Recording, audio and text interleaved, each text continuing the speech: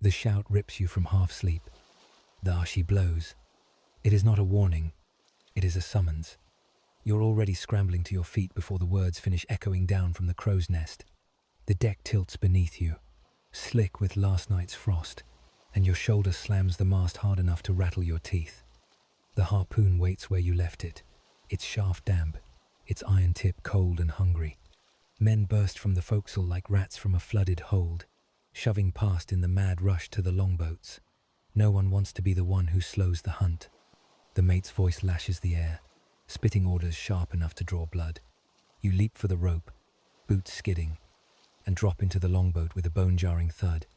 The sea greets you instantly, black water slapping your face with the sting of salt and cold. Oars bite into the waves, the boat surging forward, each stroke pulling you toward the dark shape breaking the surface ahead. The whale exhales, a tower of steam rising into the grey sky, and you catch the reek of its breath, part brine, part rot, part something older than men have words for. Your arms burn as you row, but you do not slow. The mate's curses are not just for show. Out here, hesitating is how you die. The water hisses against the hull. Your knuckles whiten on the harpoon's shaft. The whale rolls, a mountain of muscle and shadow, its eye glinting like a piece of polished obsidian. You feel it looking, weighing, deciding. Beside you, a harpooner from Flanders mutters a prayer in a tongue you don't understand, crossing himself quickly. He has seen men vanish in an instant, their screams swallowed by the sea.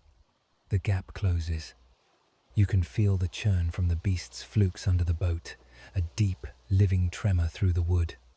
The mate leans so close you can smell the stale grog on his breath. His voice drops to a growl. Hit it, or the sea will take you. Instead, you rise, heart pounding in your throat, the harpoon heavy in your hands. The whale's back arches once more, impossibly close now. Every muscle in your body coils tight. You draw your arm back, and then the water erupts. In the 17th century, whaling was not a job. It was an industry of calculated brutality. Nations competed for dominance over the world's richest hunting grounds, sending wooden ships into icy waters where survival was never promised. The Dutch were masters of the Arctic trade, their fleets sailing north toward the whale-filled bays of Spitsbergen. The English followed, desperate to match their rivals' profits, while the Basques, veterans of whaling for centuries, taught much of Europe the art of the hunt. Across the Atlantic, colonial ports from New England to Newfoundland began feeding their own crews into the fray, hungry for a share of the wealth. The lure was simple. Whale oil burned brighter and cleaner than tallow, making it the gold standard for lighting the homes of the wealthy and the streets of Europe's cities. Baleen, the flexible strips from a whale's mouth, became the hidden skeletons of fashion, shaping corsets, stiffening collars, and forming the ribs of umbrellas. Each successful voyage meant barrels of profit, but only for those who survived to return. Ships left port, loaded with provisions, meant to last months, sometimes years. Salted meat, dried peas, ship's biscuit, and casks of water filled the holds, along with enough rum or beer to keep spirits from breaking entirely. The crews were a mix of seasoned sailors, green boys chasing adventure, and desperate men escaping debt or the law. Once the anchor was raised, there was no turning back. The ships themselves were built for endurance, not comfort. Broad-beamed for stability, rigged for long ocean crossings, and often reinforced to withstand collisions with floating ice. They were floating factories, designed to bring back every drop of oil possible. Many voyages aimed for the Arctic, during the brief summer when the pack ice broke apart. Others hunted in the open Atlantic, chasing migrating pods. Wherever the whales were, the ships followed. On deck, the work never stopped. The crew repaired, sails torn by gales, scrubbed decks slick with salt and fish oil, and kept a constant watch from the masthead for the telltale spout of vapor. Every man understood that when the cry of "There she blows" came, he had to be ready to drop everything and take his place in the hunt. Whaling was not just dangerous because of the whales. The sea itself was an enemy, the weather a traitor, and the ice a silent executioner waiting for its moment. For a 17th-century whaler, the ocean was a battlefield, but the war was never fought on equal terms. The hunt might be the most dangerous part of whaling, but the days between those moments were their own kind of punishment. Aboard a 17th-century whaling ship, there was no such thing as rest. The crew lived in a constant cycle of work, watch, and waiting, each man bound to the rhythm of the sea and the orders of the officers. The day began at first light, though often you were woken earlier by the mate's roar or the bell clanging in the dark. Your hammock or narrow bunk was crammed into the forecastle, a low-ceiling space where you slept shoulder to shoulder with men who had not bathed in weeks. The air smelled of damp wool, unwashed bodies, and the faint, sour tang of salt meat stored nearby. You pulled on the same salt-stiff clothes you had worn yesterday and the day before, then climbed to the deck where the cold wind bit through every seam. If you were on watch, you climbed the rigging to the crow's nest, scanning the endless grey for the thin plume of a whale's spout. Below, the deck bustled with small but vital tasks, coiling ropes, repairing sails, greasing pulleys, and checking the harpoons and lances. The ship's carpenter patched damage from storms or ice. The cooper tightened the hoops on oil casks to keep them watertight. Everyone had a role, and idleness was not tolerated. Meals were brief and joyless. Salted beef so tough it had to be soaked before chewing. Hardtack biscuits riddled with weevils. On lucky days, a pot of pea soup. The drink was often watered beer or rum, sometimes brackish water if the fresh supply ran low. You ate standing up, one eye on the horizon. When the lookout spotted a whale, the routine shattered into chaos. Men dropped their tools and sprinted to their stations. The longboats were lowered, the oarsmen bent their backs, and the harpooners prepared for the chase. Hours later, if the hunt succeeded, the real work began: hauling blubber, cutting it into strips, and rendering it in great iron pots, even in the dead of night.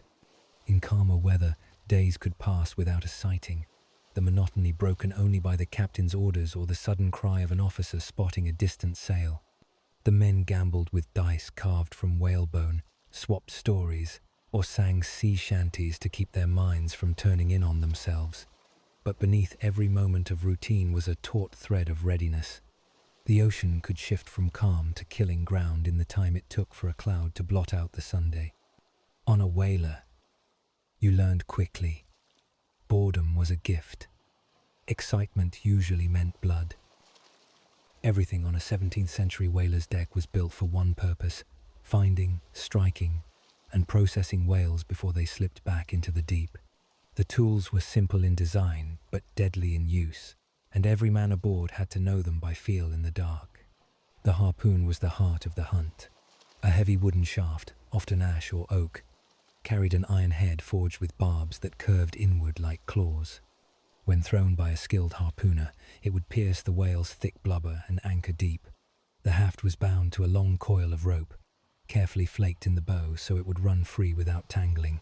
The moment the harpoon struck home, that rope would scream over the gunwale, scorching the wood with friction. Once the whale was fast secured by the harpoon, the killing lance came into play.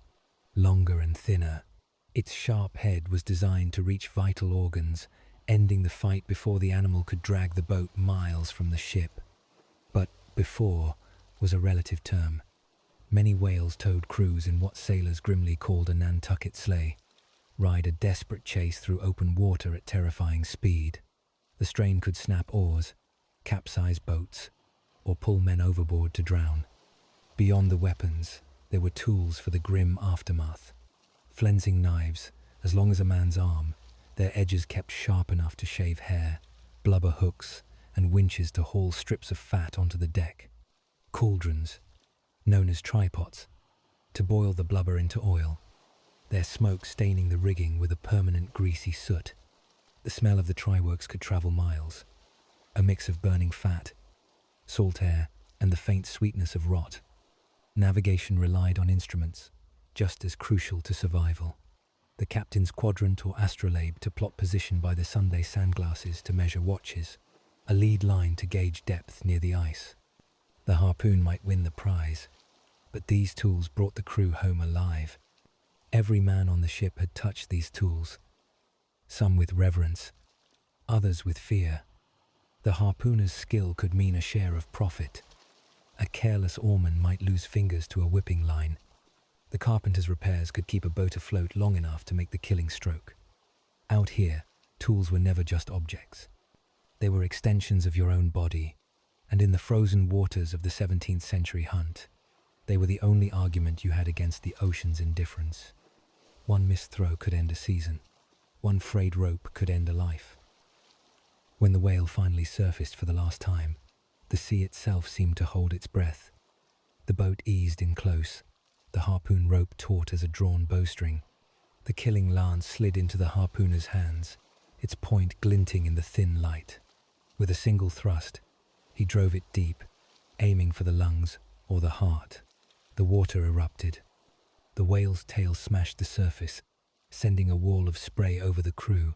Some strikes ended quickly, others dragged on for hours, the animal fighting with a force that could turn a man to pulp in seconds. When the final shudder ran through the great body, the work shifted from the fury of the chase to the grind of dismantling a giant. The carcass was hauled alongside the ship and secured with lines. The flensing began immediately. Men leaned over the side with long-handled knives, slicing into the blubber and peeling it away in great spirals. Each strip was hauled on deck by hooks and winches, thick as paving stones and heavy with oil. The deck became a slick battlefield, every surface coated in a sheen that never truly dried. If the voyage was Arctic, the blubber was stored for processing at a shore station. In warmer waters, the rendering happened right on board. Tryworks, great brick furnaces set into the deck, were fed with scraps of dried blubber to keep the fire roaring. Iron pots boiled the fat down to clear, golden oil, which was poured into casks still warm to the touch. The smoke was thick, greasy, and relentless, staining the sails and clinging to every hair and seam of clothing. The smell could be suffocating. It wormed into the bread and salted meat, into the men's skin, into the very wood of the ship. Even weeks after leaving port, a whaler could be recognized by scent alone. Sailors joked that the only way to rid yourself of it was to burn your clothes and start again. Flensing was not just filthy, it was dangerous. The ship rolled in the swell. Knives flashed inches from bare hands, and blubber slicks turned the deck into a trap. A moment's slip could mean a severed finger or a tumble overboard into the freezing sea. Yet the work went on until the last usable scrap was stripped away and the casks were sealed.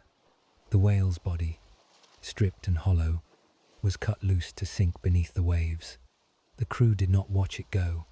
Their eyes were already on the horizon, searching for the next spout. Whaling killed men as surely as it killed whales, and the ocean never lacked for ways to do it. Some dangers came with warning, others without a sound. A ship could leave port with a full crew and return missing a third. Their names scratched from the log, and nothing more. The ice was the first enemy.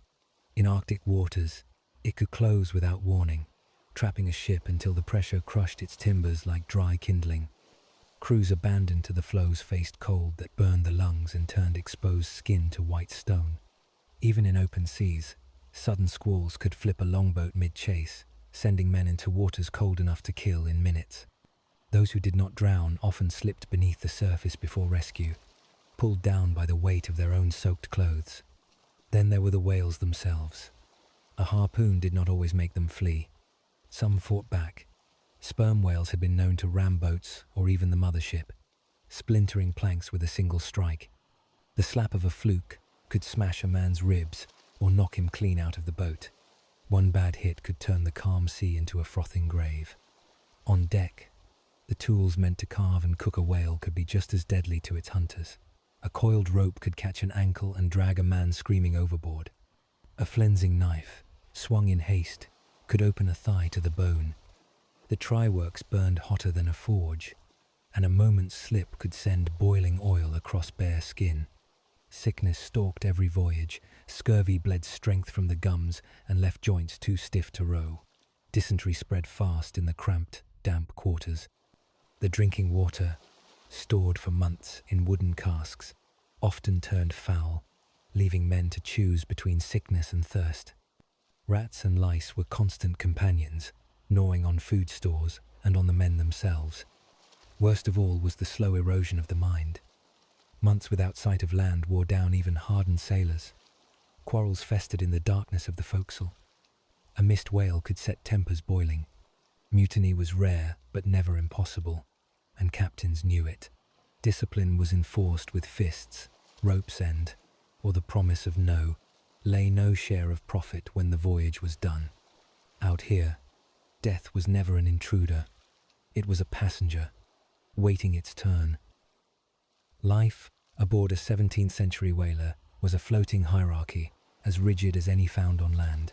At the top stood the captain, whose word carried the weight of survival. His authority was absolute, not because of charm or kindness, but because the ship, the crew, and the cargo were his to answer for.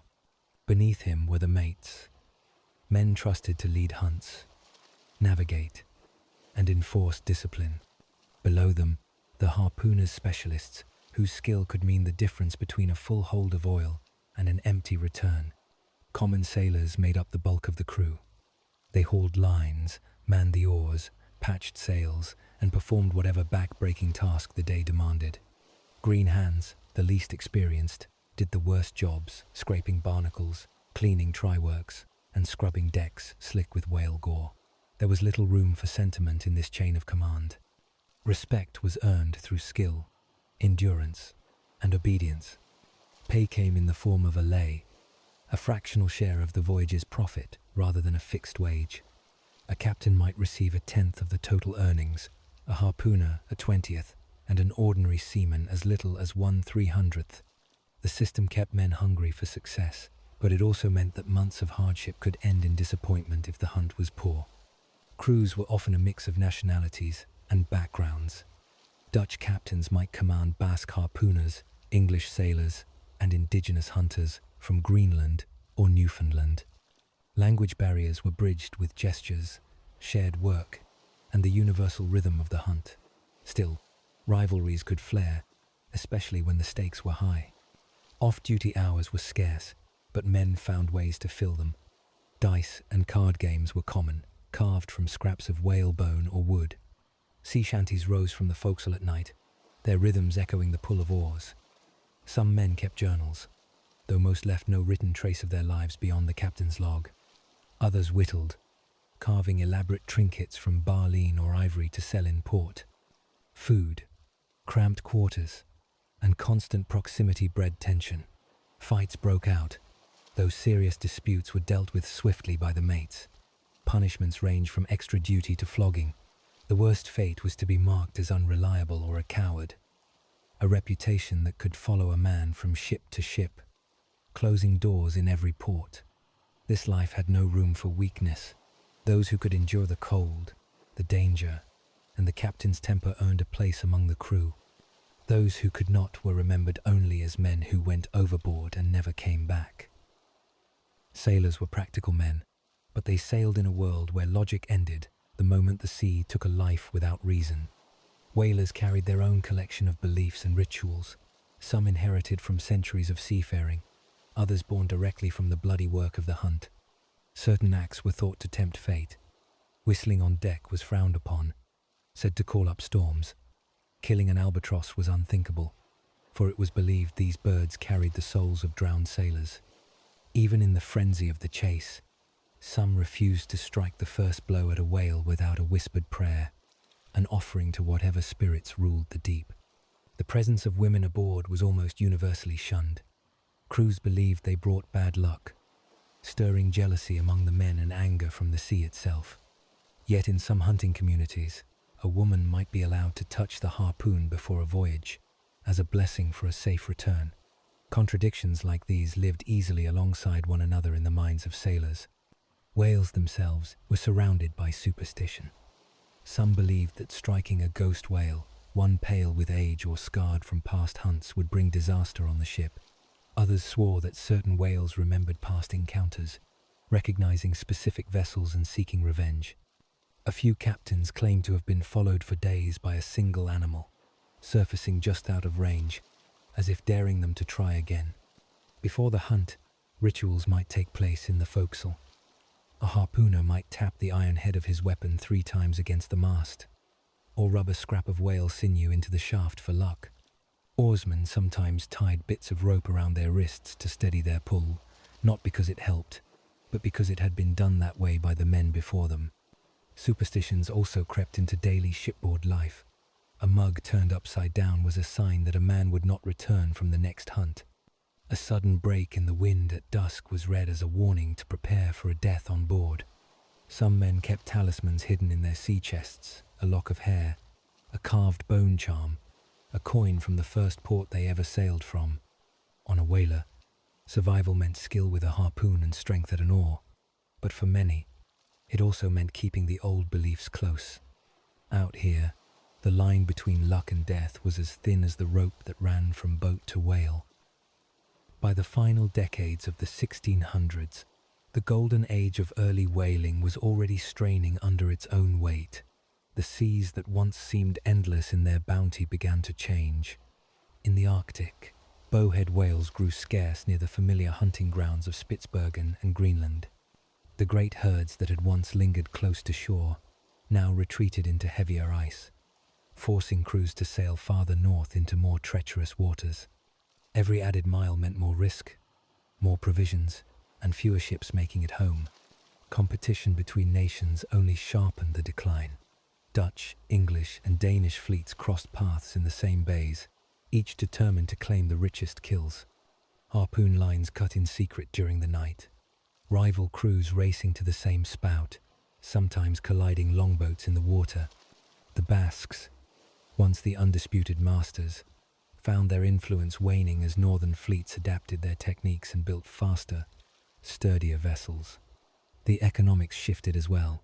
The cost of outfitting a voyage ship repairs, provisions, wages, cask making, and trade goods for resupply climbed sharply.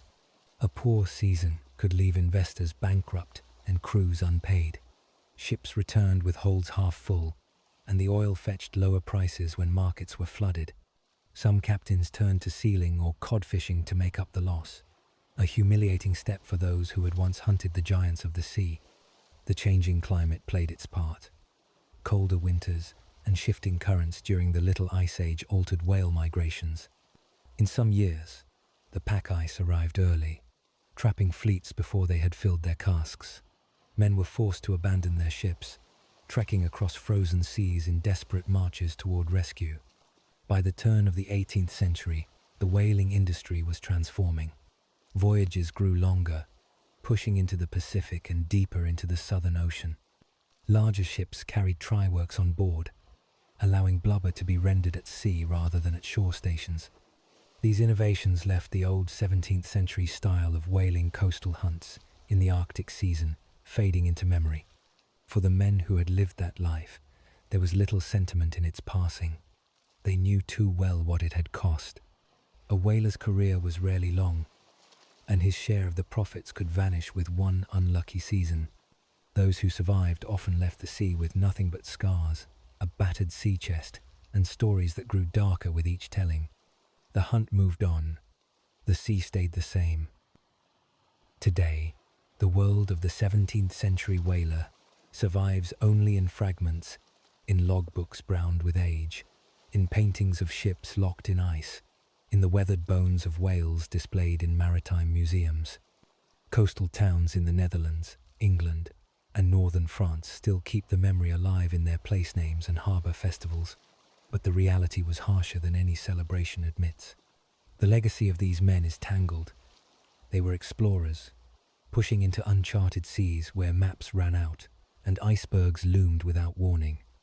They were hunters, killing with a precision honed by generations, bringing back the oil that lit cities and powered industries. And they were survivors, enduring cold, hunger, and danger that most on land could not imagine. Yet their work also marked the beginning of the industrial-scale slaughter that would drive many whale populations to the brink. In the communities they left behind, the whaler was a figure of both pride and pity. He might return home with enough pay to keep his family comfortable for a season, but he also returned changed, scarred, in ways that went beyond the physical. The smell of oil clung to him for weeks. His gait carried the memory of rolling decks. His sleep was haunted by the sight of a black tail vanishing into the depths. Artifacts tell their own quiet stories. Harpoons rusted into shape, their edges dulled by salt. Carvings in whalebone, crude or beautiful, made in the long hours between hunts. Letters, never sent, found decades later in the false bottoms of sea chests. Every piece is a reminder that whaling was not just an industry, it was a way of life that demanded everything a man had to give. Modern whaling bans have ended the trade in most of the world, but echoes remain in maritime culture and in the seas themselves. Whale songs still travel the depths where once they were interrupted by the pounding of oars. The descendants of those who hunted now lead tours to watch the animals their ancestors pursued. The 17th century whaler is long gone, but the imprint of his world endures, carved into the history of coastal nations and etched into the waters he once called his battlefield. The sea remembers, even when we try to forget. The sea is quiet now. No lookout calls from the mast. No oars dip in frantic rhythm. No plume of vapor breaks the horizon. Only the endless swell, the whisper of wind over water, and the memory of ships long gone. Somewhere beneath, in the cold dark, the bones of giants rest where they fell, slowly becoming part of the seabed. If you close your eyes, you might still feel it. The sting of salt on your lips, the roll of the deck beneath your feet, the weight of a harpoon in your hands. You might hear the shout that once sent men into motion, the groan of oarlocks, the wet slap of the sea against the hull. For those who lived it, whaling was not a story. It was the air they breathed, the risk they measured with every tide, the gamble between fortune and death. The world has turned far from that age, yet the shape of it lingers. In old harbour towns, weathered beams still smell faintly of oil. In glass cases, the tools wait silently, their edges dulled but their purpose still clear. Out on the open water, the same winds blow, the same currents move, the same silence holds the weight of lives spent chasing shadows across the waves. History remembers the profit, the voyages, the flags flown in Arctic winds. It forgets the men, the frozen fingers, the hunger, the stench that clung like a second skin. But the sea does not forget. Every swell and breaker carries a fragment of their story, whispered in the language of tides. So, if you've listened this far, you are now part of that remembering. Tell me, would you have taken that leap into the longboat, oar in hand, eyes fixed on the black shape ahead? Or would you have stayed on deck, watching the others vanish into the mist? Share your answer below. And if you want to keep sailing through more stories history tried to leave behind, press like, subscribe, and hold your place at the rail for the next voyage.